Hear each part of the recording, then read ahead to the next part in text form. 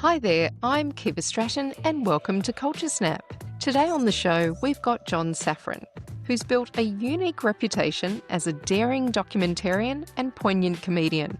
John's been willing to place himself in some quite extraordinary situations to better understand the cultural fault lines he sees as most interesting or peculiar. Whether he's squatting at one of Kanye West's abandoned mansions, infiltrating a group of Klansmen, or getting curses removed from sporting teams, his career stands as one that needs to be seen to be believed. Watching John literally get crucified in the Philippines is some of the most visceral and shocking television you'll ever see. And if you haven't seen it, Google it. But maybe eat first. For all of John's wild antics, it's his ability to humanise his subject, build extraordinary empathy and bring nuance to modern debate that I feel is truly unique. It's not often I agree with Joe Rogan, but when he recently said John sounds like an unreal podcast guest, I had to agree. Sit back, get comfy. This one's a slightly longer episode, but we go deep into John's creative process and learn a little bit more about where these incredible ideas come from. Enjoy. John Safran, welcome to Culture Snap. Thank you for inviting me on. I apologise to viewers about how I had to either get rid of the hat or have this sort of awkward little ear thing going on here, and I've gone with the awkward one because I prefer the overall look. Yeah, you can't sacrifice the hat. I'm going to go out tomorrow and buy little buds, so this will not happen again. And actually, the buds will match because look at this. The buds, if they're white. You could get them in a nice cream, and then it's like this whole sartorial, kind of alignment that's happening. Anyway, I'll stop wasting your time. What did you want to ask me, Kiva? Well, I wanted to start, I suppose, back at the beginning. I don't want to talk too much about race around the world as such, because I'm sure you've talked about that many, many, many times. I don't mind. Whatever you want. You were young. This is the thing that kind of strikes me now when I think about that time. I mean, you must have been just like 21, 22, like very, very young. Yeah, I think, 22, 23. I don't know, somewhere around that. So, yes. And so overnight, I was young. You kind of went from, someone who I imagine had, anonymity to someone who, was positioned, I guess, on this show as the guy that people either loved or hated, wasn't it? It was this kind of, villain versus provocateur type. I think, dear viewer and listener, she's slightly hyping up how hated I was. I mean, I probably was surrounded by pandering yes men who would shield me from that. I don't think there was a judge on Race Around the World who kind of have a go at me, but I was considering it more like World Wrestling Federation or Jerry Springer show where he attacks and I, in a good way. But anyway, go on. Sorry, I'll stop interrupting your question. You go on. I'm ruining everything. I was just wondering how, as a 21, 22-year-old, to suddenly be famous, how did that sit with you?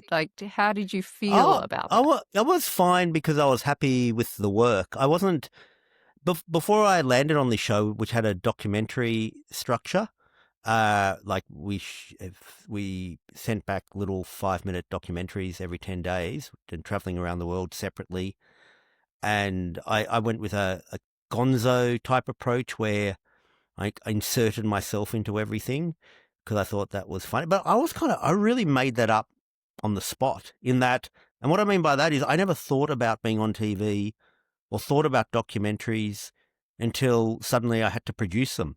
And I knew I wanted to do something a bit kooky, but I didn't quite know what that actually meant. And I kind of figured it out on the road, and I figured out, gonzo. And by gonzo, I mean, rather than pretending you're the voice of God or you somehow, you're watching things, but it's not you really watching things. It's just things being watched, that kind of documentary. I kind of felt more comfortable, and I also thought it was funnier if I kind of obnoxiously just inserted myself into everything. And I also felt more comfortable because I did feel like it was a bit patronizing to be, for instance, I did this story in West Africa, where I got baptized by this, this black church there.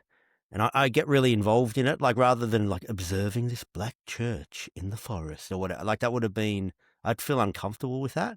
whilst me kind of just being part of it just made it, like on the one hand, it makes it seem cheekier, but on the other hand, I just feel like it's less condescending. And also, I put like a voodoo curse on an ex-girlfriend in another thing. I'm going around to these voodoo doctors, and that was my way of showing this interesting, like the voodoo practices in the Ivory Coast in West Africa. And again, I know it seems cheekier because it's like the anti-National Geographic way of doing things, but I feel like it's both cheekier, but also I just felt more comfortable with it because I'm kind of uncomfortable with sort of like, oh, I'm the outside lens or whatever. But also it just, as soon as I made these stuff gonzo, it just fell into place. Like it just seemed like, everything started working. Like it's like, oh, that's my thing.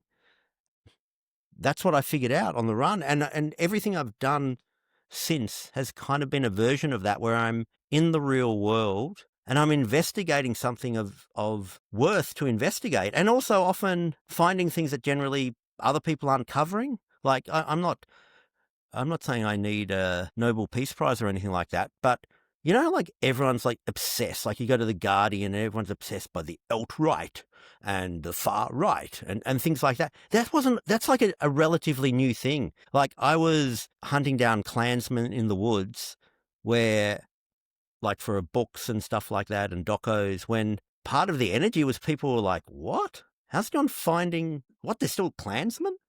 And also I did a lot of religious stuff, which again, it's a combination of intention and just vibing. I think a lot of my work's got those two things going on, where by intention, I mean like, oh, this seems like an interesting story or something, or I want to tell this because I think it's important. Like that's part of it. But the other part's more vibing, and asking me to pick that apart is a bit like asking some musician to kind of go, oh, well, why do you write those notes in that order? On the one hand, on the most superficial level, I'm being a narcissist because, like, why am I in West Africa investigating this thing that's really like interesting and about other people, and why am I making it about me? But the audience kind of knows I'm playing a bit of a game. Like the audience knows that I know that this is narcissistic, so therefore it's kind of not, and I'm just being a bit cheeky or whatever. But all that was vibing, if that makes sense. Yeah, I was interviewing a musician yesterday and he was talking about playing with feel, right? So you can Yeah. learn all the notes and you can have all that technical ability to deliver music, but there is something in that kind of playing with feel that really sets apart, great musicians from those who can kind of, hit the notes and make like a beautiful sound. And it sounds to me a little bit like your work is playing with feel, that it's essentially about, kind of going into that creative moment and seeing where the journey takes you rather than having a really set vision or idea for where it goes. Yeah, definitely.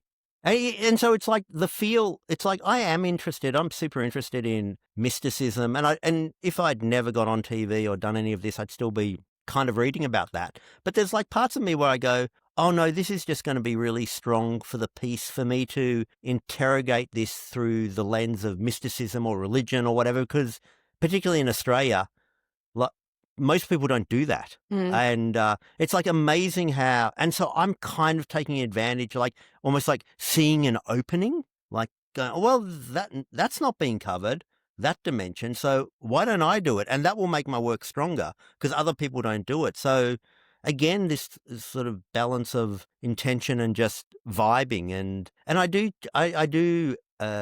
zig and zag based on what else is going on. Like I did this book, not my last book, but my book before my last book was investigating Philip Morris, the cigarette company, trying to get into vaping. And part of the reason I did that, my book before that was me hanging out with the far right and the left and some ISIS dudes in Australia in a book called Depends What You Mean by Extremists.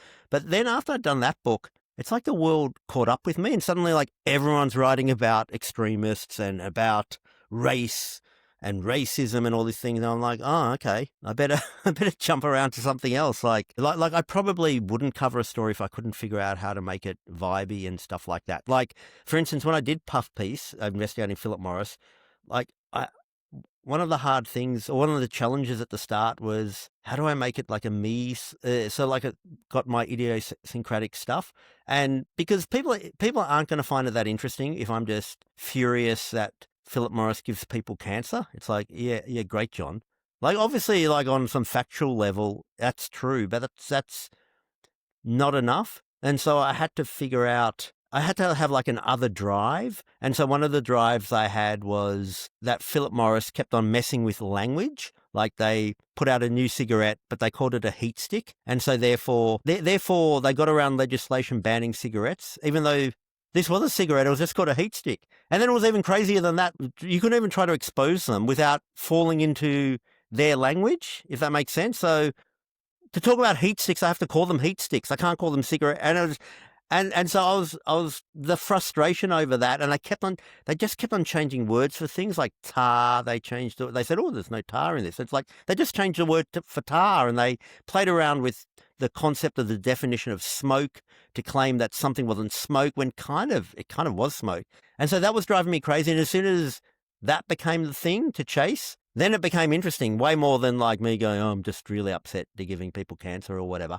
There's a chapter in there where you talk about how you're trying to get your hands on one of these heat sticks, and you know you're kind of in this dark car park, and you meet this kind of character with this graffitied jacket, the graffiti of which you can't remember. So you love to paint this kind of almost cinematic view. I mean, you could have told that in a much more straightforward manner. Were there things, I mean, you mentioned earlier that you didn't necessarily want to be a documentarian, that wasn't your vision for yourself growing up? I honestly hadn't thought about it before. And like, if you would have asked me before Race Around the World about documentaries, I would have gone, oh yeah, I think a couple of times when I was young, I went to the cinema maybe with my parents and thought, so I had nothing against it.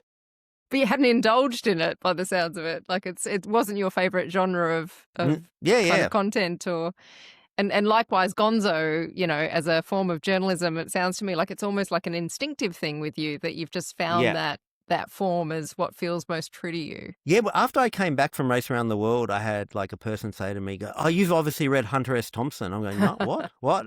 And then I read that and I really liked that. So sort of after the fact, I kind of started looking into like different ways of journalism, like Hunter S. Thompson's, because he's the gonzo. The word gonzo comes from him and his subjective reportage, and also there was something in the atmosphere in the early 90s or mid 90s actually when I did that, because I think I did it in 1997 or whatever.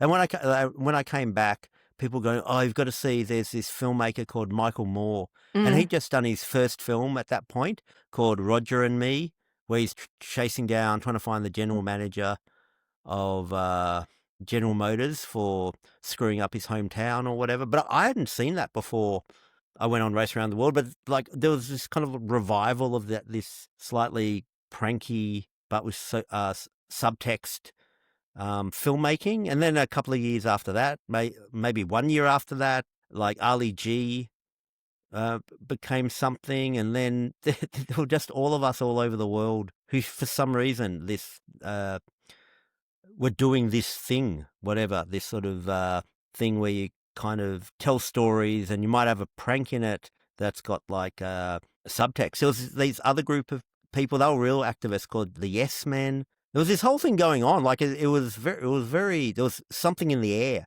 a bit like everyone suddenly vampire movies are everywhere or something. It was like, what's happening here? There was a mood. Yeah, that was super exciting to be sort of on that wave. So when you finish Race Around the World, and obviously, that was a journey unto itself, not just a physical journey, but one where you're really kind of forming this idea of perhaps what a career could look like or what you could be in documentary. Did you ever stop to think, maybe I should go back to advertising now, or what, what spurred the career on? Well, because I had an opportunity to do a couple of pilots with the ABC, so I just thought, and I was just feeling like this is a moment. Like it was so much fun, and I was getting lots of good feedback. So I did that, and I'm a bit of a I can't multitask. I have to monotask. So if I was cleverer or had a different brain, I could have gone, okay, I'm going to do 3 days in advertising and then 4 days on my work or whatever. But it's a miracle I can focus on one thing. So I bet the farm on just committing to my creative career, which I mean, yeah, you have sacrifices, but like for instance, I've done 4 books, and I don't reckon I would have written those if I had another source of income, because I'd be going. It's just too easy to sort of put things in the top drawer and spend 12 years writing a screenplay. But as soon as it's like paying for your groceries, it becomes like it adds this other dimension of things where you just have to work, and you just have to. I just have to hustle. Even at the moment, I'm in the middle of a documentary I'm filming for SBS, and we're recording this in August 2024, and it's going to go to air March 2020. No, we're in We're in 2025, aren't we? 2025, John. Oi, oi. So it's going to air in March 2026. So anyway, I'm in the middle of this, and I'm still, and it's crazy. We've got about 2.5 weeks left to film. It's so crazy, but I'm still thinking, oh man, I have to work out what my next hustle is going to be after this, because it's my job, and there's a weird blessing when you have to do that, because it just forces you to it forces me to just have to hustle and hustle. And like I've already got plans in my, like I'm like going, oh, I want to do another doco after this, but if I can't get that up straight away, I think I'll go to that publisher and pitch them this or whatever. And I do go to where the work is. I have to remind myself about well into my career where I was going, oh, hang on, I just became a documentary filmmaker because that kind of presented itself, and I jumped on it. And then I guess my last 4 big projects have been books, and then it became, oh, is my next thing going to be this doco, or should I do another book? And I had to remind myself, oh, hang on, the reason I wrote 4 books in a row was because I wanted to write this story set in Mississippi, and it was a true crime, and we can talk about this later if you want or whatever. And basically, the court case isn't going to stop and wait for me to somehow get a producer to then get something together to pitch to Screen Australia next July, and then da-da-da-da. It's like I either have to go now on the plane myself with my audio recorder and my notepad and just do it, or because I don't really have the skill set to film. Like that's another part of me where I've a very narrow skill set, and in a weird way that kind of helps, because it just means I can only do certain things, and regardless. Anyway, so I ended up writing this true crime book because that's what it presented itself. And I discovered when I started pitching a book, like book publishers were like, oh, wow, yeah, totally, yes, green light. And because, I mean, obviously book publishers have different requirements and different things for different books and or whatever. But one of them is they like finding people who have a profile outside of being an author. And that can be really valuable. And so I've basically done 4 books because that's where the work has been. And I love it, by the way. I'm not like, or whatever, but I remember when people ask me, like, oh, is your next thing going to be a book or a doco? I'm like, well, it depends whether I can get work. And where it takes you. Yeah, if like someone funds a doco, I'll do a doco. And if not, I'll do a book. And it's both great. It's 2 right answers or whatever. And also, it's like sometimes people go, well, why don't you do a podcast? I'm like, I don't know. If someone figured it out, I would. Just tell me, you figure it out, tell me where to turn up, and I'll do it. It's like I did 10 years of radio nearly with Father Bob Maguire on Triple J. And again, they asked me. and it was like, okay, you turn up every week there. And I'm like, okay, cool.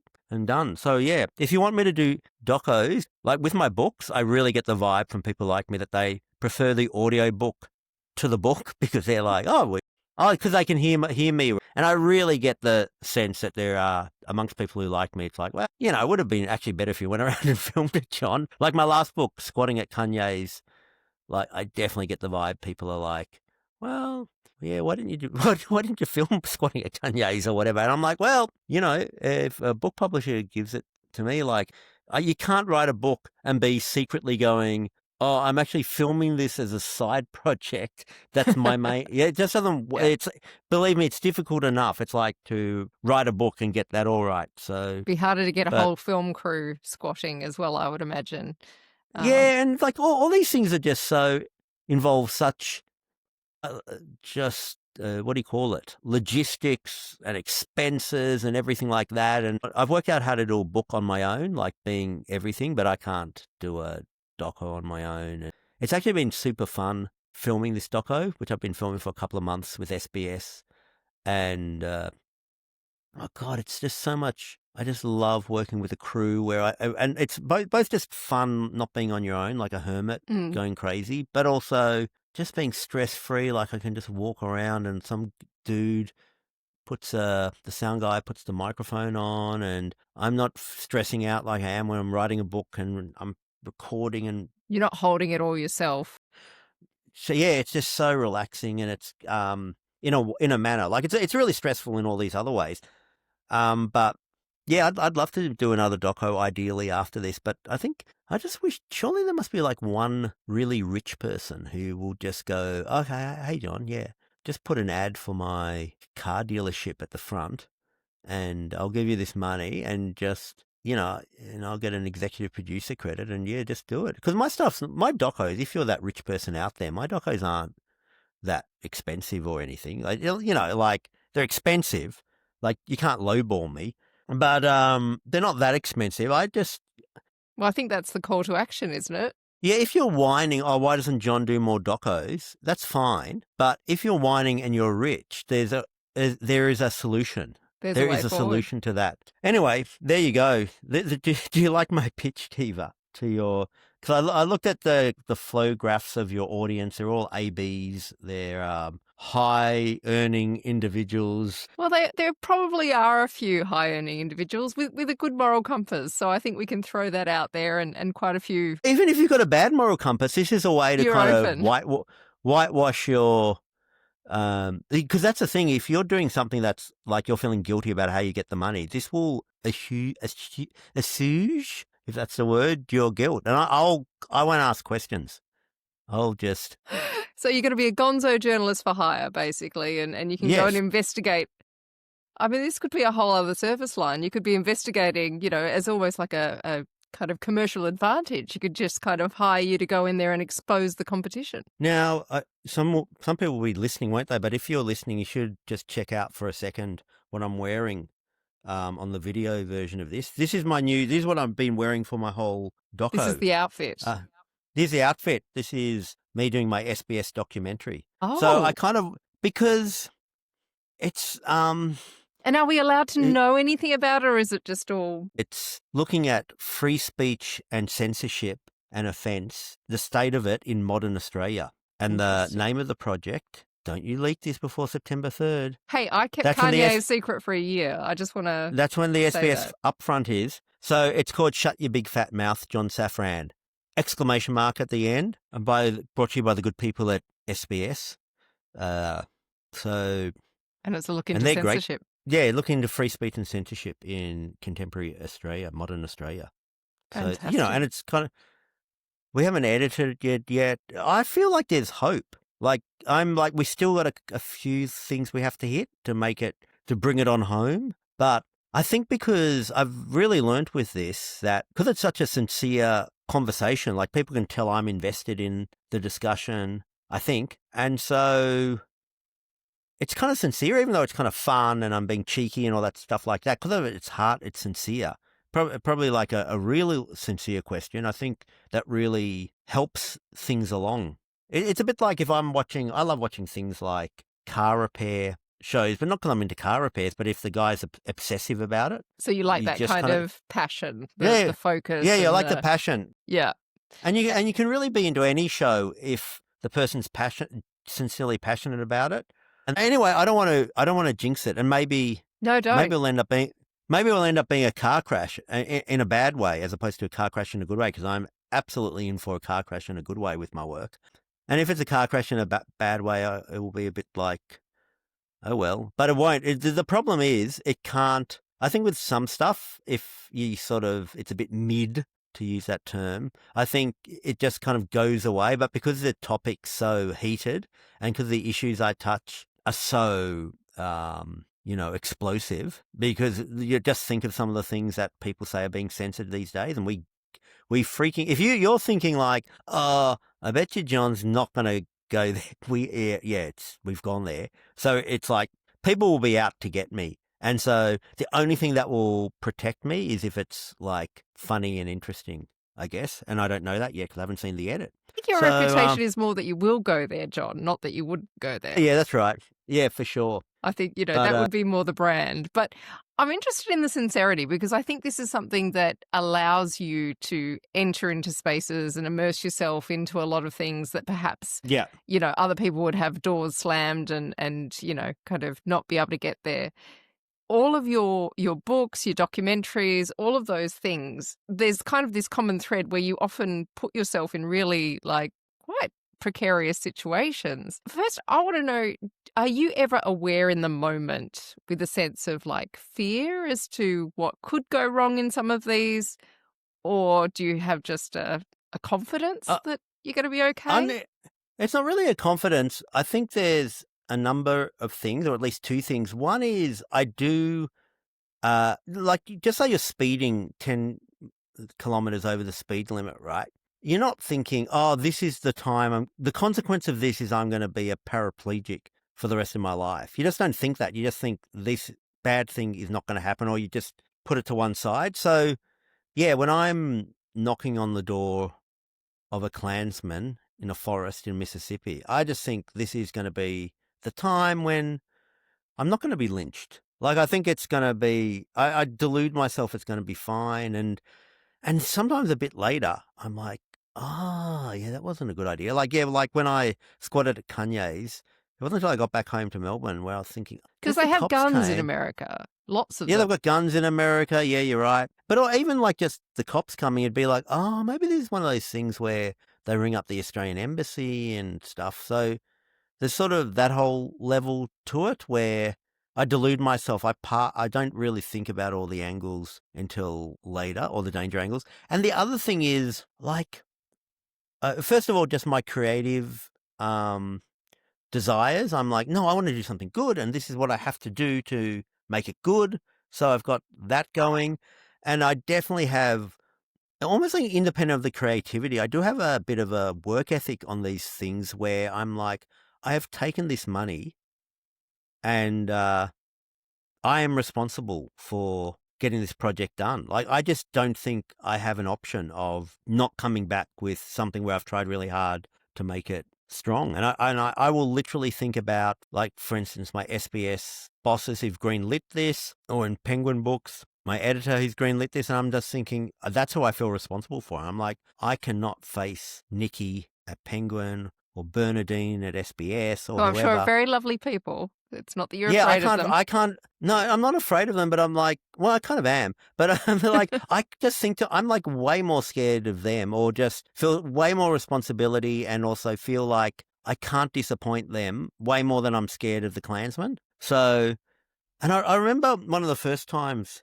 I visited a Klansman back on this documentary, John Safran versus God, and we kind of drove to the bunker, and I'd worked out all these questions I had to ask him, because with that one, I was kind of asking him a lot of normal questions, and then I asked a couple of faux naive questions to the Klansman where it gets revealed that I'm Jewish, and so I just remember, like, obviously you just feel like you want to chicken out, like one side of you does, and I'm just thinking, my God, no, SBS gave this money. I've got this whole crew here. The flights were so expensive, and it's all led up to this. You know, it was probably like 6 months earlier, I was writing it with a co-writer in some writer's room or whatever. It's like, I just have the responsibility to just go through with this.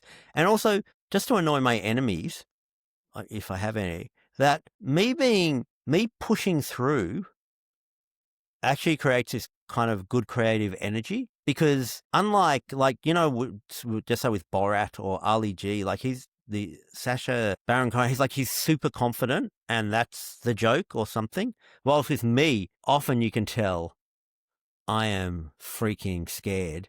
And so this whole thing of, there's this good energy, creative energy, like watching me, like watching going, oh my God, this is so uncomfortable to watch. And in a way, it's more uncomfortable to watch because you can see he's scared and he's really just pushing through or whatever. So yeah, so that thing that could be a negative of, I feel scared all the time, it becomes a positive. It's good to like lean into just, like the positives and stuff. But it's so visceral. I think, like, as a viewer and even as a reader, you're sitting there on edge going, oh my goodness, is he going to be okay? And obviously the fact that the book is out or, the documentary is Yeah. produced, then we all know that you're okay. But you must have people in your life who worry. Like, I don't know that I would want to be your family member. I'd be worried sick about you all the Uh, time. no, my dad's more, and he's been like this because when I first got involved in the TV biz, it was at the changing of the epoch. Like before that, it's like you'd get it. For instance, you get a job at the ABC when you're 20, and you're employed by the ABC, and you might be there till you're 60, right? And then when I was in the 90s, it was like changing over to this thing where like, well, no, you actually get subcontracted out and you don't have a permanent job. So from my dad's point of view, it's always just been more, he's worried. Oh, that's his anxiety. It's like, oh, my John, I'd just be far more relaxed if you had like a regular 9 to 5, but it's not on like great, like he likes my stuff. And he's always like, also to annoy my enemies.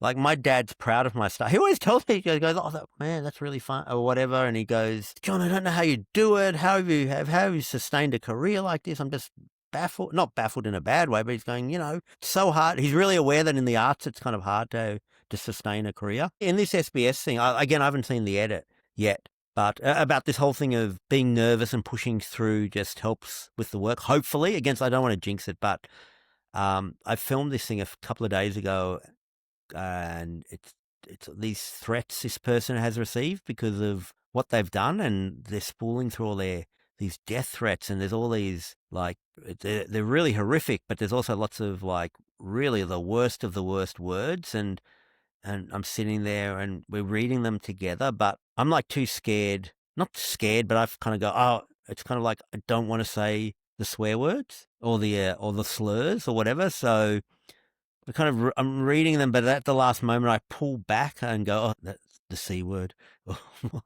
the F word. Okay, that's it. Yeah, but I really am genuinely thinking maybe I should say these to show how horrific it is, but kind of pull back at the last second. And I think one of the camera dudes said, he goes, oh, that's really, it was really interesting to watch that. Like it was so much stronger that I'm kind of pulling back at the last minute rather than trying to go with the, because, on a veneer sense, it would be like, oh, isn't going to be so much more shocking and powerful if you just say these awful words and then somehow fight tooth and nail to get SBS to broadcast it. But anyway, I don't know. Blah, blah. Please. Oh, shut up. Tell me your next question. I don't think it's blah. I think it's, I just, I mean, let's talk about Kanye. Your book, Squat, which is all about you squatting at one of Kanye West's kind of abandoned mansions. But the book itself is also a journey of you trying to kind of track him down, and you interact with like people at, a particular church that he's going to, and all that kind of stuff. I mean, surely someone would have in his circle, communicated to him that there's this guy and... Nah, no way. Not necessarily, because, I mean, he's just have so many bigger fish to fry than worrying about some guy who kind of climbed the fence at one of his abandoned mansions and stayed there for a week. Like, I wish he'd come out and said something or whatever, but I think it's, and also he's obviously got his own headspace going on, so I just don't, if he was going to do something, he would have done it by now. So it did get some attention in, like, it went viral on one of those, like, Lad's Bible or something like that, and a few weeks ago, an Australian comedian was talking about it on the Joe Rogan podcast, so I was like, oh, okay, well, that's kind of cool or whatever, but I don't know. I didn't ring Penguin to see if there was a spike. Also this other thing, I just have to let my work be, and if someone's going to take the ball and run with it, they will. And if not, it's like I can't like if I could, I would. I'd have no problem with artificially doing something, but I've got to let my work just take on their own life in the way that other people are going to want them to take on their own life. Like, for instance, probably one of the I think maybe the biggest feedback I've ever got and continue to decades later is there was a story about how the Australian soccer team when they were playing in the World Cup qualifiers. I don't want to say the years, 'cause I'll get them wrong, but I think the 70s, maybe. Anyway, they were in Rhodesia, they were in Mozambique, and they were playing against what was then Rhodesia. And this witch doctor, they got a witch doctor to put a curse. The Australian soccer team got the witch doctor to put a curse on the Rhodesian team. And then they won. But then they were like, they didn't pay they didn't pay the witch doctor. And the No. witch doctor said, I'm going to put a curse on you Surely for you'd not pay your paying witch me. doctor. That would be... And ever since then, they never qualified for the World Cup. And there were people who top people as in Australian soccer genuinely believed it was the curse of not paying the witch doctor. So anyway, on one of my shows, I decided to go back to Mozambique and break the curse. And anyway, so I did break the curse. Like, I went through the process. I went back to the original stadium where the match took place. And I got these witch doctors to behead a chicken and squeeze chicken blood all on me. And stuff like that. And so, in theory, I'd broken the curse or whatever. Anyway, so I just didn't really think about it that much. Johnny Warren, he was the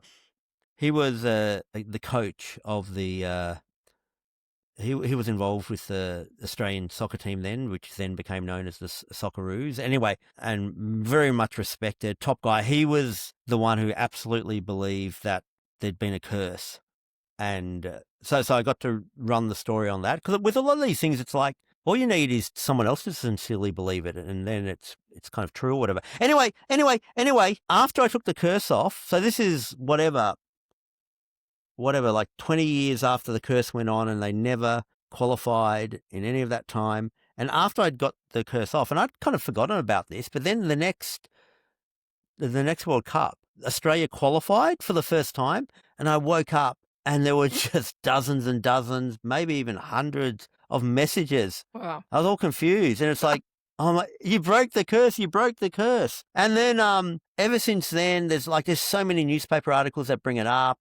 And pretty much there won't be a week that goes by on Twitter where if I Google my name, there's not someone going, oh, we need John to take the curse off whatever, Collingwood or whatever. Don't do that.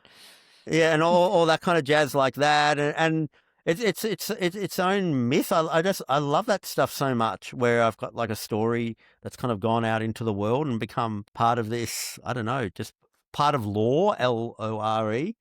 Yeah, so I find that awesome. And I just, and all these years later, still people contact me about that, and they joke around, but they're sincere about it, that I've broken the curse. And yeah, I love when my stories somehow take on a bit of they become part of Australian like folklore in their own kind of modest way. And it's just like, oh, that's what this is about. That's very flattering. I think the Joe Rogan clip's kind of interesting, though, because obviously he'd never heard of you before. And this Australian, I think he's a comedian, was trying to explain you to Joe Rogan and talked about, everything from you getting crucified to, all the various in the Philippines things. Yeah. Is it weird? Yeah, there'll be people listening now. Who will just be, and what now? When you said got crucified, yeah, it's not my fault, but there's a ritual. People get crucified on Easter Sunday in this island in the Philippines, and so I took part in it. So it's like part of a ritual. So it's not like me just, whatever. Anyway, sorry, I interrupted your question. But it's like being described. I think I was sitting at a dinner in Chicago, I don't know, a year ago, and I was with an Australian and many, many Americans that I was working with.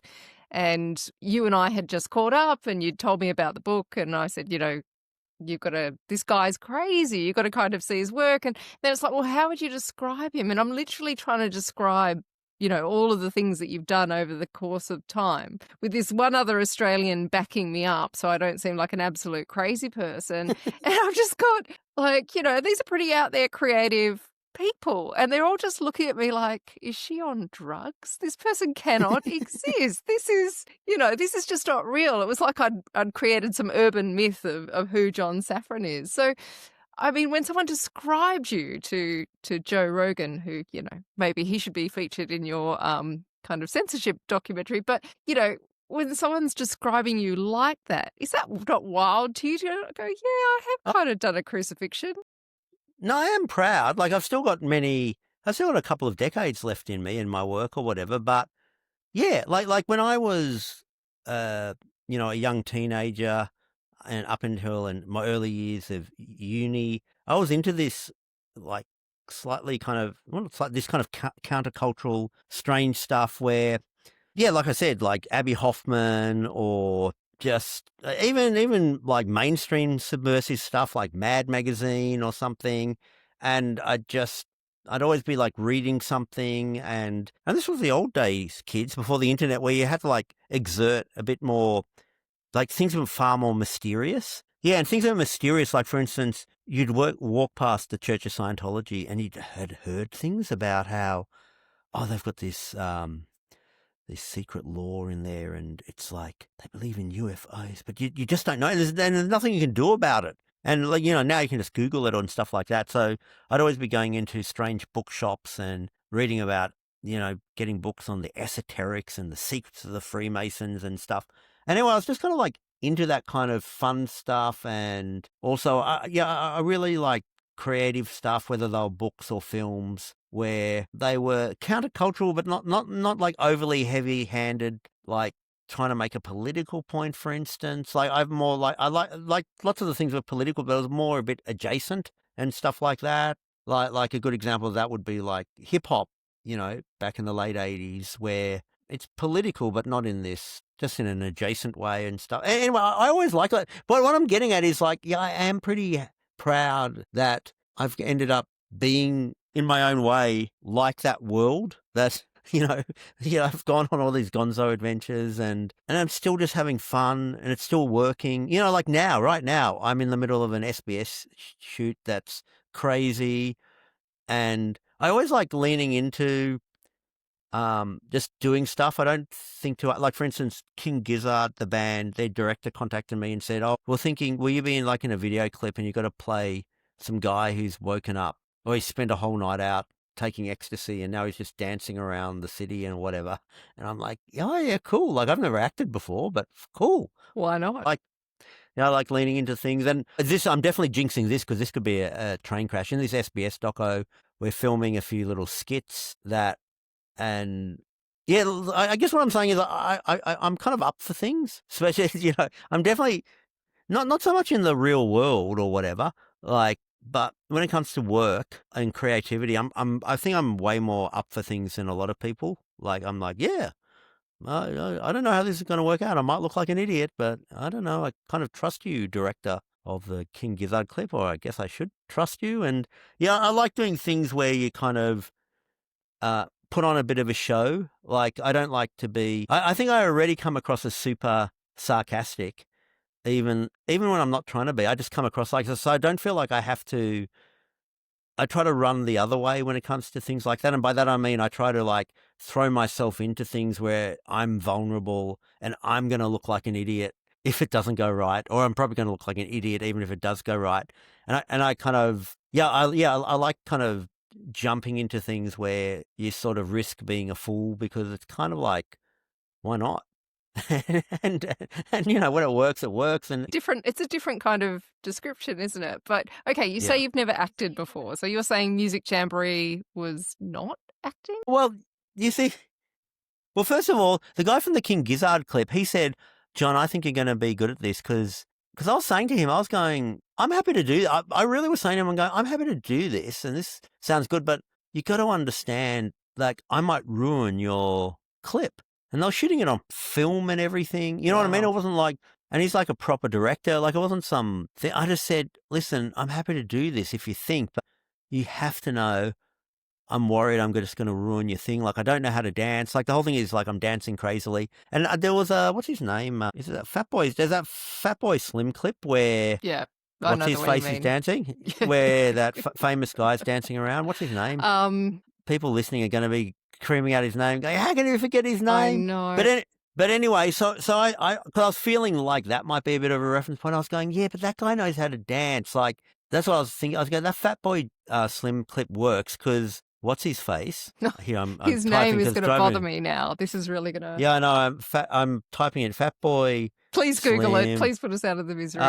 Christopher Walken. Yes. Yeah, so I'm like telling the director, I'm going, listen, if you think I'm going to be doing that Christopher Walken thing, like I'd love to be able to. I'm not trying to be uncooperative, but he obviously knows how to dance and I don't. Anyway, so the director dude said to me,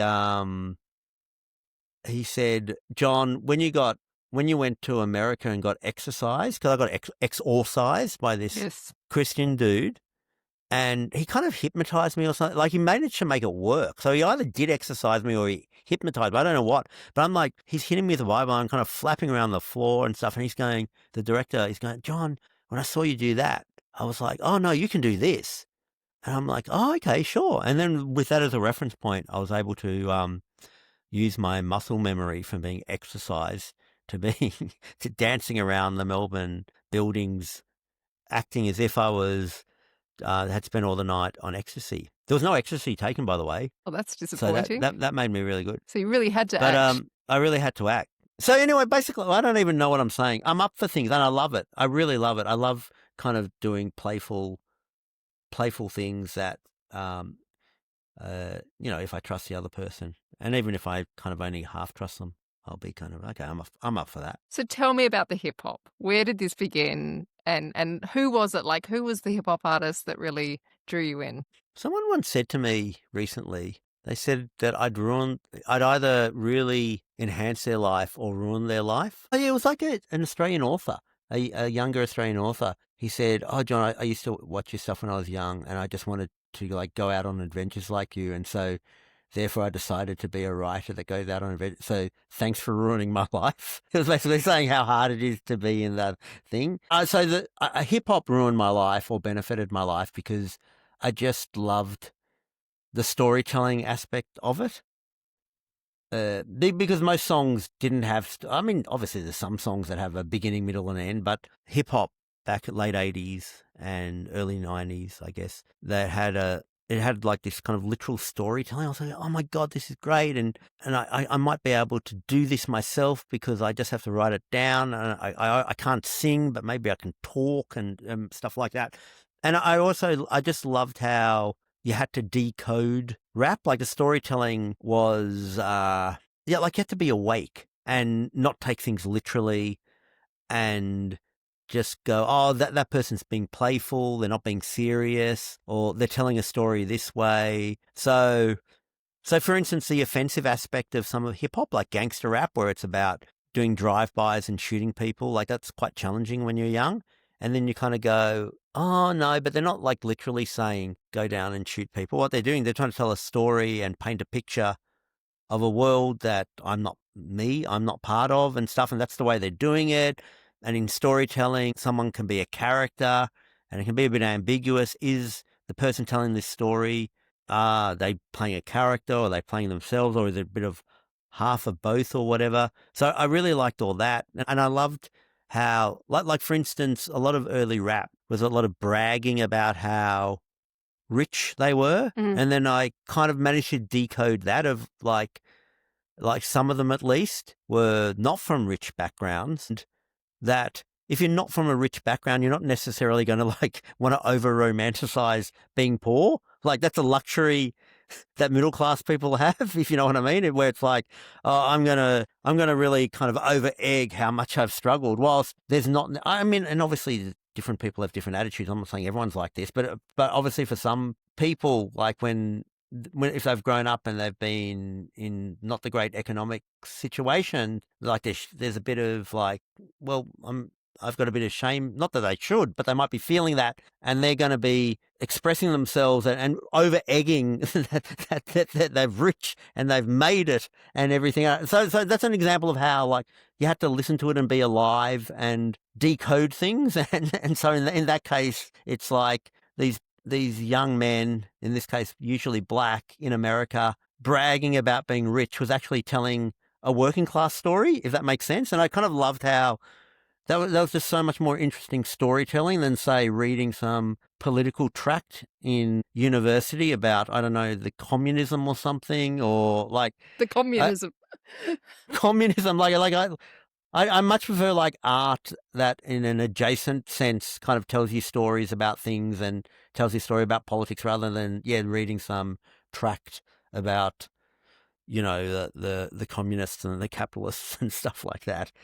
I loved hip hop so much, and I was just fascinated with it, and so thank you very much, LL Cool J, and Public Enemy and Beastie Boys. Oh, Beastie Boys were great, and when I discovered they was like, oh my God, they're Jewish like me, like that was amazing, and Beastie Boys really are good in that, showing how like you don't have to be like a wimp, and like for instance, they were never. If you listen to their stuff, they're never trying to pretend they're not who they are.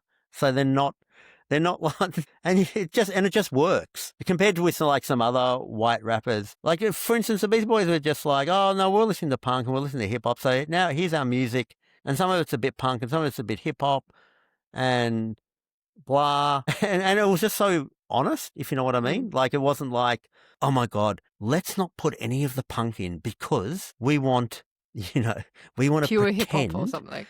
that we grew up and we're not like they're not like pick me whites, if you know what I mean. They're never like, oh no, we're the good whites or whatever. They just happily play guitars if they want to, which is quote unquote, at least if it's in the punk sense, is considered more white. Like they're kind of like great ambassadors, and what do you call it? Like people to look at about how you can just explore other things, Just be authentic. And you can be authentic whilst respecting other things and being influenced by other things. But I mean, this is like some of the stuff. I'm so old now, which you might not be able to tell because I've got oil of Ulan skin. I'm like Audrey Hepburn, where suddenly I'm old, but my skin's so young. But it is kind of funny looking at the changing world, and I feel like the world's changing again. Like when I say in the last 6 months to a year, it's changing again. But like when I grew up in the late 80s, early 90s, it was considered very left-wing and progressive to kind of absorb other cultures and be, like, I don't just listen to, white music. Because I'm progressive, I'll listen to black music too. And therefore, when I'm producing this music, there's going to be multiple influences on it. That was considered like progressive. And obviously, like I think we're over this now, but like, late 2010s, then it becomes like everything's a problem. What? Oh my God, why are you using that African, bell in your thing? That's cultural. And suddenly became really a problem, kind of dragging up all these other little influences. But I think we're kind of moving past that. So, but it's just interesting. One of the real interesting things, if you're young and listening to this, one of the real interesting things is just the plot twists in the backdrop to the world where and we're never at the end of history. Like you always think you have like this present day bias where you think, oh, now everything's going to be like this forever. And it's just not. There's just these huge plot twists in the backdrop to the world that just change everything. It is amazing how much I think, like, even in our lifetimes, when you think about, the internet and then social media and just, the mass mediation through devices and, all that stuff that's going on. AI, I guess, is one of those big discussion points that everyone's talking about at the moment. And I'm particularly interested in AI and creativity. Do you think that AI is a threat to creativity, or do you think it's going to be a friend of creativity? I think it depends. Like, I think you just have to have like media literacy, and particularly when it comes to like trying to find out information from AI, it's trust but verify. And in fact, I just used it like an hour ago when I was writing this SBS script. They're like, what's another word for address? As in, he addressed the topic, and then it comes up with really fast. I used to look up a paper thesaurus for things like that. And so it's good for that. But I really, I don't think you can trust that the people who are going to make heaps of money of it in the best interest of artists. I think artists will be, you've just got to be really careful, and you've got to have a bit of selfishness. When I say selfishness, I mean a bit of like self-interest as an artist, not be suckered in by, like having people who are pro AI who are going to make heaps of bank on it, having some spin on it that it's all good and that, it's like, no, have some self-interest. Although, and I think interestingly, my self-interest is about tripling down on having my own voice, idiosyncratic voice. And by my voice, I don't mean my lisp. I mean my point of view on things. Like with this SBS doco, Like, and not that I'm thinking that hard about it, but there is a bit of like I went in this new AI and everything's replaceable, and it's almost like the only hope I have is by doing a project where it's really idiosyncratic and has my point of view and it's coming from a weird angle and it's funny and like that's my only hope of surviving and getting other projects up because yeah, so it might be handy for any artists listening to sort of double, triple down on trying to be idiosyncratic in your own way, whatever that is, and working out your voice and having it because maybe that's how we'll be able to survive. Maybe what I'm saying is let's die fighting. Like maybe we are all going to die, my fellow artists, but we might as well die fighting. I might as well try and get one more documentary after this and one more book or something before we're all like replaced by AI and stuff. But again, and also there's just such, as I say, there's such plot twists. It's even like in book publishing, it was meant to be like ebooks just are going to replace everything. There's not going to be any more paper books or whatever. And then it just didn't work out that way. People still love paper books enough to sustain an industry and to sustain bookshops, at least, in places like Melbourne, I guess. You just never know what the plot twist is going to be. And also, I think you should try to do what you want because I'm not clever enough to work out how to be successful by doing something I don't want. And so let me explain that another way. It's like if I do something I like and it's it ends up being a car crash, at least I did something I liked. But then if you do like some overthinking, thinking you're being clever, pandering idea, if that works and you somehow make $1 million, like go for it, right? I'm totally go for it. But if it doesn't work, then you got nothing and you also don't have, you don't have a good thing.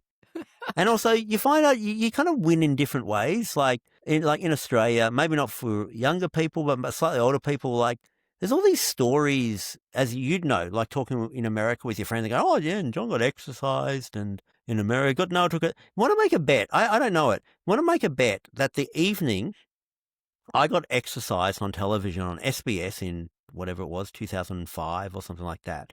Want to make a bet that was the lowest rating show on television that night. Like there would have been some reality show or whatever, or some on 7, something else on 9, something on The Osbournes whatever. would have been on MTV.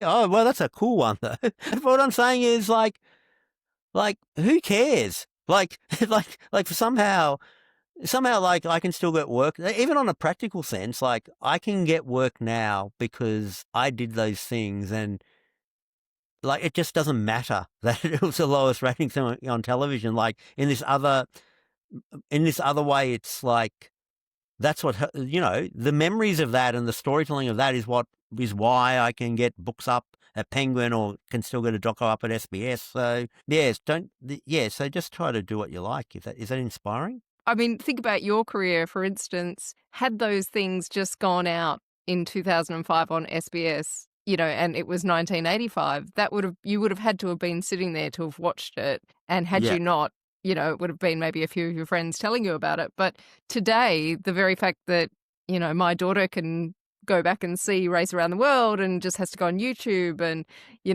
it's technology has allowed kind of content in particular to live on in a multitude of ways. That's super fun. I love that when but I don't even know how to weaponize that to my advantage. Like for instance, someone will send me like a link to like some meme site, and it's got like one of my stories cut down, and it's got like whatever, like 500,000 likes or something like that, and 10 million views or whatever. But whenever I try to be clever and to like upload my own thing, or like I'm obviously I don't even know how that happens or whatever, because like, I'll get like, oh, well, that's great, I got 900 likes and, like, so I don't care.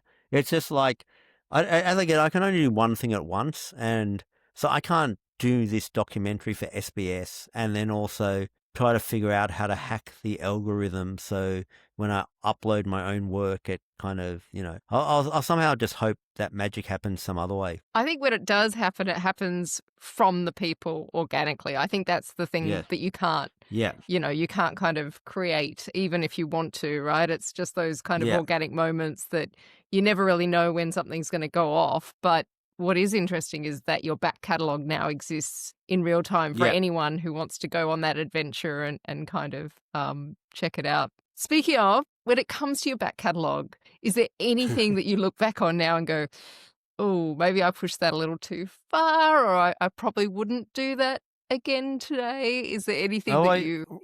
Yeah, totally. But having said that, that's all coming up on my new SBS show. So... yeah, like I talk about, yes, I'm definitely, putting myself up to be shot down or whatever. I don't know, but I don't know what you can do. So no, I more have regrets about. I've occasionally done something mid or lower, and I kind of think, oh, like I screwed that up. Like I just did not think that through, or.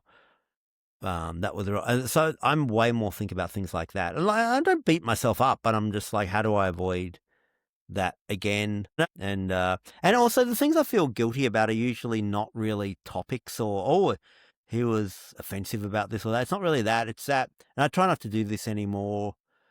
Like at the height of that kind of pranking culture, like you just like, I'd feel just bad because it's like I'd said something like, well, we're doing this or whatever, and then you kind of don't do that. You do something else, and it was all for a prank, and you just feel like you've double-crossed someone, and you feel...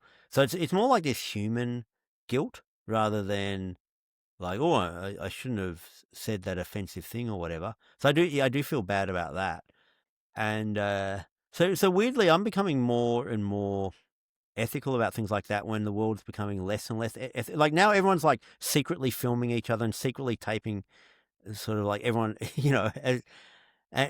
and like just as everyone's getting into that, like with my last book, I was like, oh, I'm not gonna hit record until I get their permission, and just as some sort of like, oh, why not try something a different way? And there you go. You've always showed up very pleasant, I think. Like, I think you come with good intentions, and that's probably why people do, gravitate. I remember when I first met you, actually, in Cairns, Chris Taylor was emceeing as well, and he said that The Chaser was inspired by you. And I've got to say, I was a little surprised by that because... Oh, that's nice. Yeah, well, I just thought The Chaser just felt so much more targeting of not in a bad way, but, like a very intentional pranking and targeting. Whereas I always thought that your work was probably led more by curiosity than the stunt, if that makes sense. But and it's also, I think it's, I don't know why, but I'm like, because I'm more interested in, I'm more curious about, other topics, like things around religion and mysticism, and by extension of that kind of gets into like ethnicity or whatever, as opposed to, for whatever reason, I'm just not that, like, I don't feel I can make funny parochial politics generally. So maybe if I thought I could, I'd do it or whatever. So I've generally avoided that. But obviously that's great for other people. You know what I mean? That's great for The Chaser or whatever. But so I guess that's where I feel my work just feels a little different to The Chaser, is that they'll be like, oh, this has happened in politics and let's do some thing targeting that politician, which is cool or whatever. but also sometimes I just feel it's like the foibles of humans is, I find more interesting, including myself, in my stuff, even if there is a veneer that it's about something political or whatever, like, if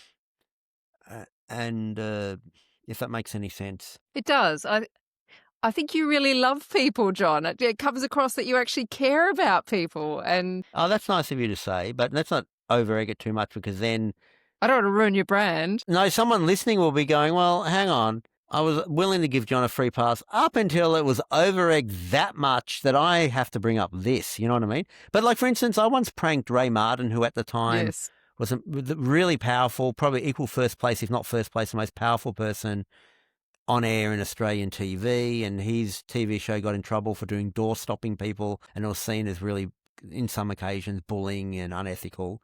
So then I turned up to his house and kind of doorstopped him as a kind of parody or whatever.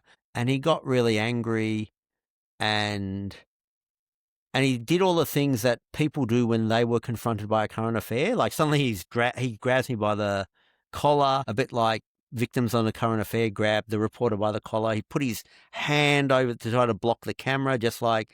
And also, I just accused him of like a ridiculous thing. I was accusing him of being slack, and why has he slept in?